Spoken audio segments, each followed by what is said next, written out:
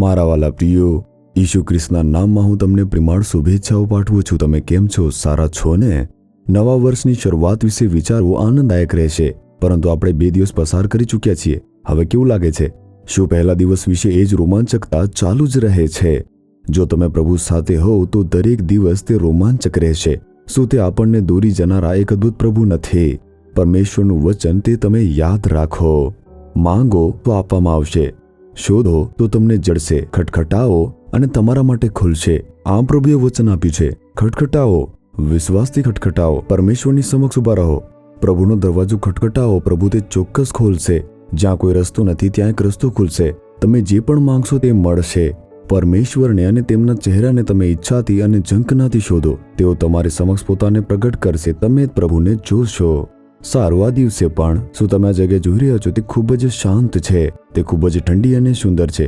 અને આ જે છે તે ઇઝરાયલ ભૂમિની ઉત્તરીય સરહદ છે.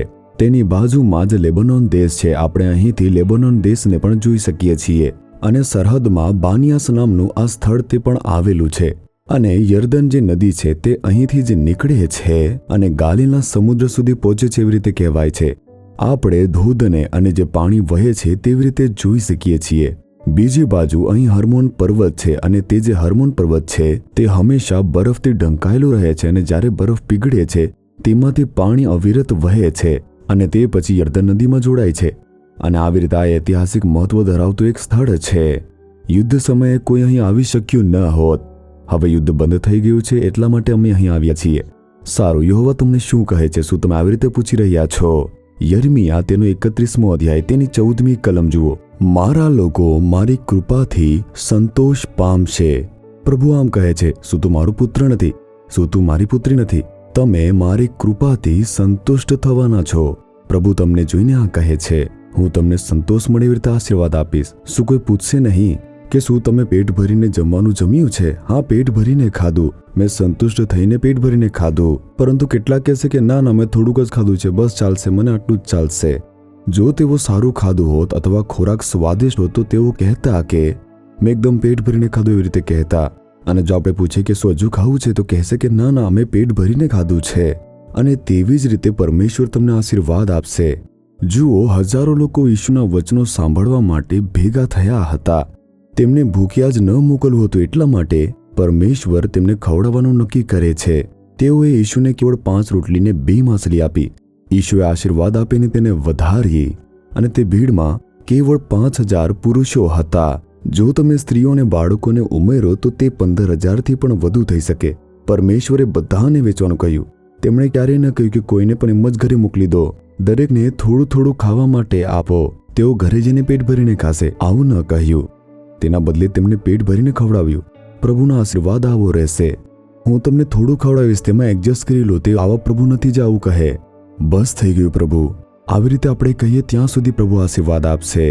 મારા લોકોને હું જે આશીર્વાદ આપીશ તે સંતોષકારક આશીર્વાદ રહેશે. તેઓ મારી ભલાઈથી, કૃપાથી સંતુષ્ટ થશે. તે તમને આમ આશીર્વાદ આપશે. તે તમને આશીર્વાદ આપશે જેથી તમે ખુશ થઈને કહેશો કે પ્રભુએ મને જે માંગ્યું હતું તેના કરતાં વધુ આપ્યું છે. તમે કયો ચમત્કાર માંગી રહ્યા છો? તમે કયો આશીર્વાદ માંગી રહ્યા છો? હે ઈશુ, આ બાબતમાં મારા માટે ચમત્કાર કરો પ્રભુ. તમને એવી રીતે પ્રાપ્ત થવાનું છે જ્યારે કહેશો કે પ્રભુએ મને જે પણ માંગ્યું હતું તેના કરતાં વધુ અને વધુ આશીર્વાદ આપ્યા છે. મેં ક્યારેય વિચાર્યું ન હતું. એ જ પરમેશ્વરનો સ્વભાવ છે. તે મારા લોકો છે, આ મારા બાળકો છે. હું પ્રભુ છું જેને સમગ્ર બ્રહ્માંડનું સર્જન કર્યું છે ને તેને ટકાવી રાખ્યો છે. મારે મારા બાળકોને તેમના સંતોષ માટે આશીર્વાદ આપવું જોઈએ. આવી રીતે કહેવાવાળા પ્રભુ છે ઈશુ. તેમણે વધસ્તંભ પર પોતાનું બલિદાન આપ્યું કે જેથી આપણને તે આશીર્વાદ મળે. તે કહે છે કે મારી દીકરી, હું તમને મારા આશીર્વાદથી સંતુષ્ટ કરીશ. મારા દીકરા, હું મારા આશીર્વાદથી તમને સંતુષ્ટ કરીશ. હું તમને આશીર્વાદ આપીશ અને તમને ખૂબ જ ખુશ કરીશ. તમે કહેશો, બસ થયું પ્રભુ, તમને શું જોઈએ છે? કયા આશીર્વાદની જરૂર છે? વિશ્વાસથી કહો કે હે પ્રભુ, તમે મને તમારી ભલાઈથી સંતુષ્ટ કરશો, આવી રીતે આશીર્વાદ આપશો. આવી રીતે વચન આપ્યું છે, હું તમારો પુત્ર છું, પુત્રી છું, મને આ આશીર્વાદ તમે આપો. પ્રાર્થના કરો અને તમને ચોક્કસ પ્રાપ્ત થશે. પ્રાર્થના કરો, આવી રીતે પ્રાર્થના કરો કે હે ઈશુ, હું તમારો પુત્ર છું, હું તમારી પુત્રી છું. તમે કહ્યું છે કે મારા લોકો મારી ભલાઈથી અને આશીર્વાદથી સંતુષ્ટ થશે. મને તે આશીર્વાદ તમે આપો. માંગો અને તમને આપવામાં આવશે, આવું તમે વચન આપ્યું છે. હું માંગુ છું, હું પ્રાર્થના કરું છું, આ બાબતની અંદર એક અદ્ભુત ચમત્કાર કરો. આ બાબતની અંદર મને સંતોષ થાય તેવી રીતે આનંદ આપો. મને ખુશી અનુભવું તેવી રીતે તમે આશીર્વાદ આપી દો પ્રભુ. તમારા વચન મુજબ મારી સાથે તમે થવા દો. મને આજે તે ચમત્કાર જોવા દો પ્રભુ. ઈશુના નામમાં આમેન, આમેન.